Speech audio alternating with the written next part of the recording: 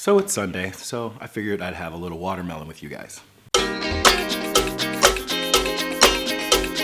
This is a world. This is a world premiere. This is a world. So Sundays look like they're just gonna be lazy days here. Stuff is closed. There's some things that are open, but it's hard to get, do any, real business here in Detroit on Sunday. So it's probably a good day for me to just do a little bit of a longer video. Maybe it won't be a mukbang. Maybe I won't eat this entire watermelon with you, but maybe I will. So there's a few things that I want to check in with you guys about. And definitely one of them is going to be, the whole thing with the man whose name I now know is Jeff Nelson.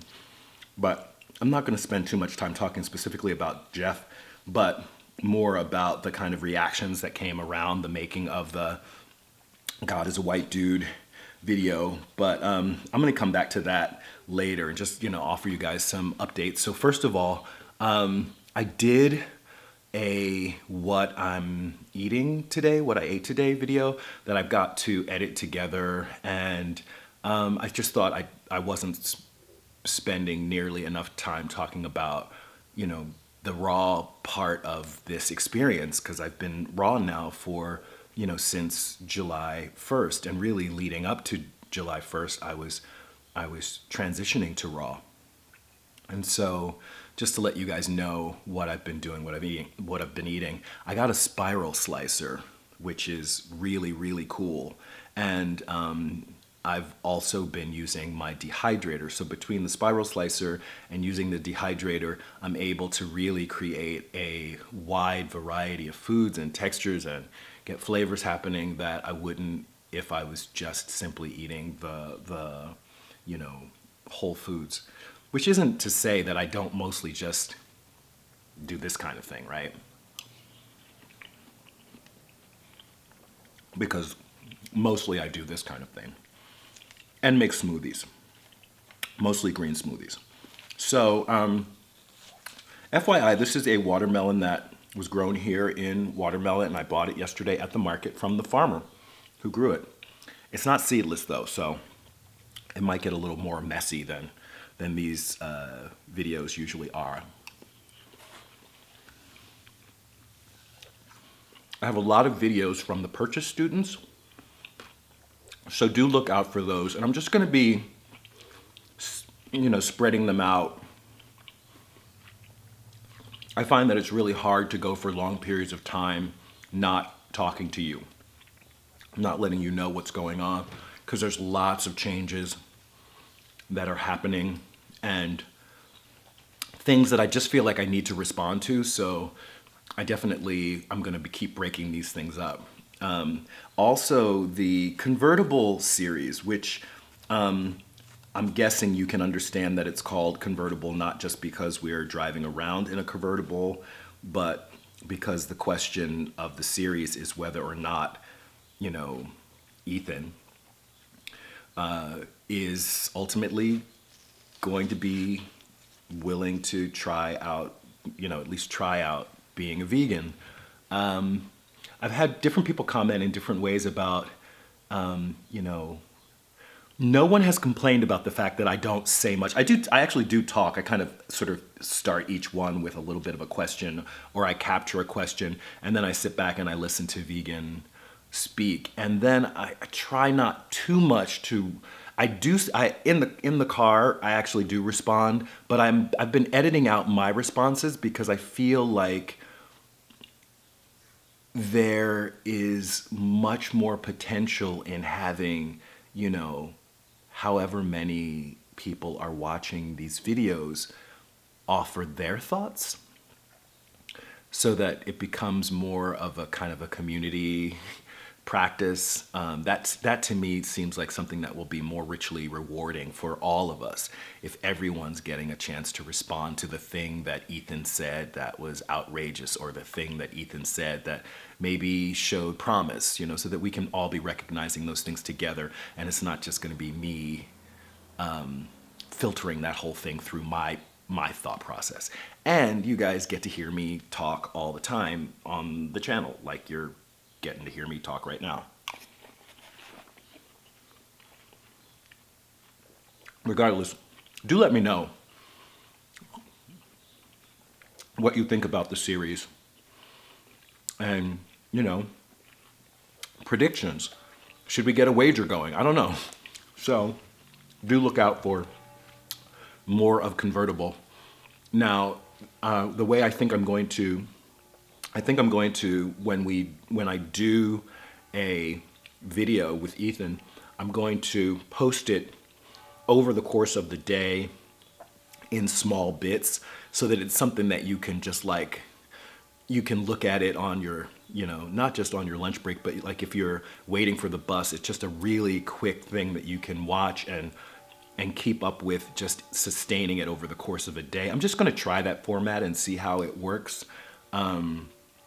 Also, I feel like if I offer you just a nugget of something that was said, then that thing can be discussed fully, and then offer the next thing that was said, and then that aspect can be discussed fully. And I think that way, all of the points will be discussed, and not just the one or two that people find kind of most revolting. So anyway, that's that. Now, getting back to Leopard Prince recommended a great book, or a book that seems really great. I'm very interested in diving into, and I believe the author is Charles Patterson, and I'll include it in the description box. And the book is called Eternal Treblinka. And I need to look up what Treblinka means, but it's a word that I've come across, and I feel like it's connected to the Holocaust. And the book primarily looks at how the treatment of animals and attitudes about animals laid the groundwork for the Holocaust and other oppressive actions in the history of the world.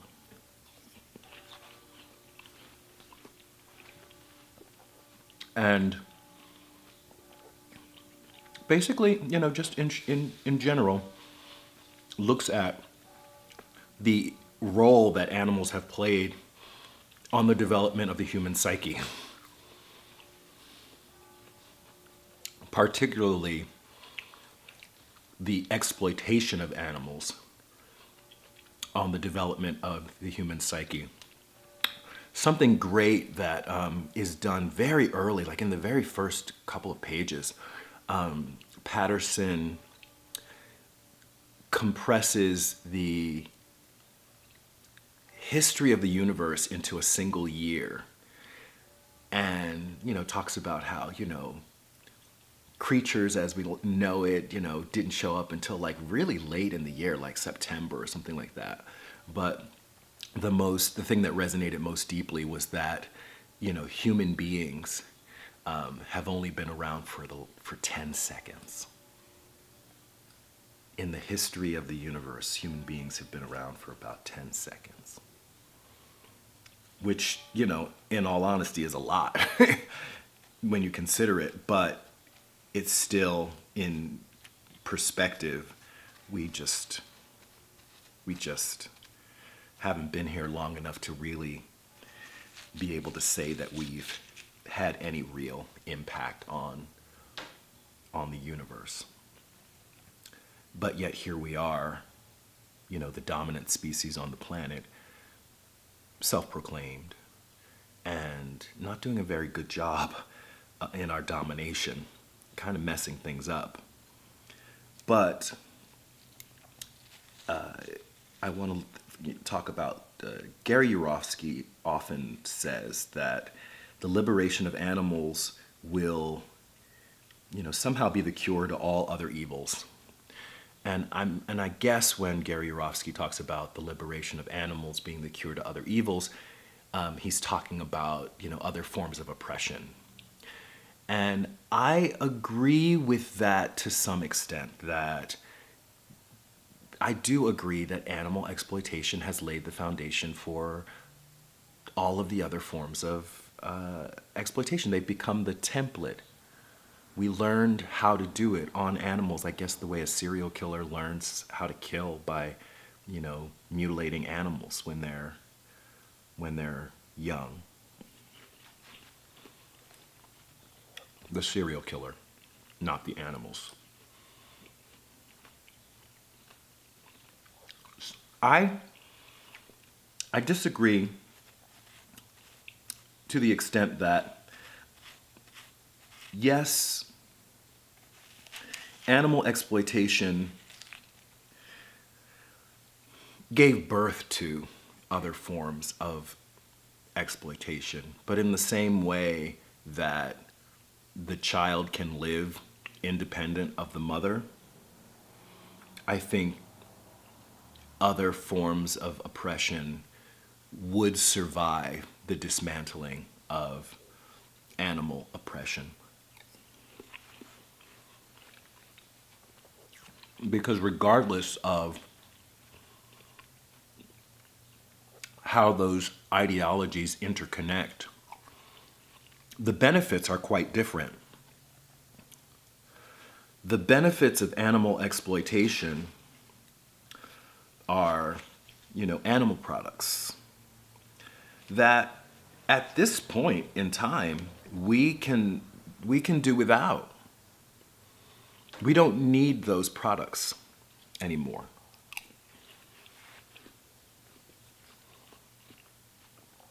Or it's easier to imagine a life without the use of those products. For those of us who've done the research, could we live without the products of sexism? What are the products of sexism? Could we exist without the products of racism? And when I talk about the products of racism, I'm mostly now talking about what happens in other countries to brown people around the world who we exploit for their labor still.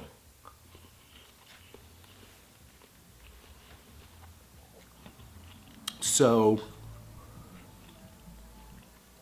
not having, disinvesting from animal exploitation would not automatically solve the issues of how to continue achieving the benefits or how to convince people that they can live without the benefits of those other forms of oppression. Which in some ways is why the dismantling of animal oppression becomes an issue. Because if there is someone who believes that the dismantling of animal oppression is going to lead automatically to the dismantling of white supremacy and patriarchy, what does that mean? That might be a frightening idea to some people. So it doesn't surprise me that there are people who want veganism to only be seen as a diet. Because if we start to criticize and analyze too much the underlying oppression that makes the consumption of animal products possible, and if we believe that that means that patriarchy and white supremacy are by default going to be dismantled, that means a lot of people are going to have to give up a lot of things that they really enjoy. That they really enjoy. And I'm not saying that it makes them bad people. I'm just saying that it's not as simple as the fact that we don't need to eat animals anymore. There are other aspects of oppression. There are other benefits that we receive from other types of oppression. me included. So if we think about veganism as more than a diet, it also puts into question other forms, how other forms of oppression may need to be addressed. If we look at veganism as, I don't want to say it's more than a diet, because there's a lot more that we can see it as before we get to an analysis of animal exploitation. But if we dig down to the exploitation part and believe someone like Gary Yourofsky when they say that when we dismantle animal oppression, we're going to dismantle other forms of oppression, I can see why people get nervous.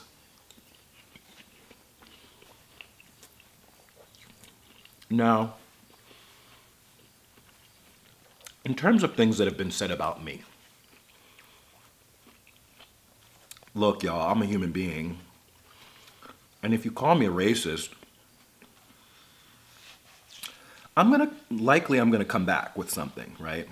But I'm gonna be honest. In this case, calling me a racist is as offensive to me as calling me speciesist. It's as offensive to me as calling me queer. Yes, I'm these things. Yes, I'm these things. I was raised in a society where I was indoctrinated to have certain feelings about people based on the color of their skin. I don't know about anybody else, but I was indoctrinated to think specific things about people based on the color of their skin. Unfortunately, contrary to what certain people who identify as white might think, I was actually taught that white people were superior and that black people were inferior. So when you call me a racist, if you mean that I'm a racist in terms of seeing white people as inferior in some way, to me that's progress, actually. I would love to think that I had made that drastic of a progress, that I could go from the internalized racism that I feel towards myself and other brown people to fully having healed and recovered from those attitudes to a point where I could actually feel that white people were inferior. That would be progress, but I don't think that happened. I think I have a long way to go before that happens. So white people, you don't have to worry about me thinking that you're inferior. It will probably not happen in my lifetime. So you're safe.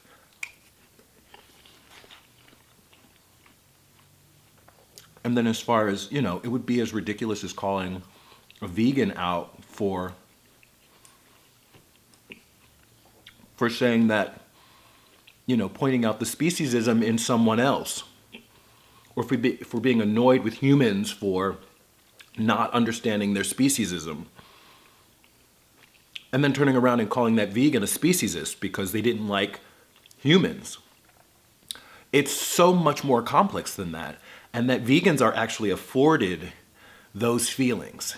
Vegans are permitted to express those feelings of frustrations towards human beings in ways that women are not afforded the privilege of having their feelings about patriarchy. And the other people who are are targets of patriarchal thinking, right? And that's non-gender conforming people, that's, even people of color end up being targets of patriarchal thinking. For example, when someone gets on my channel and tells me that I think the way that I think because I've been listening to too many feminists. Because I, as a what? I mean, that person clearly didn't they didn't think that through enough to understand that saying that I can't think for myself is basically treating me like a child.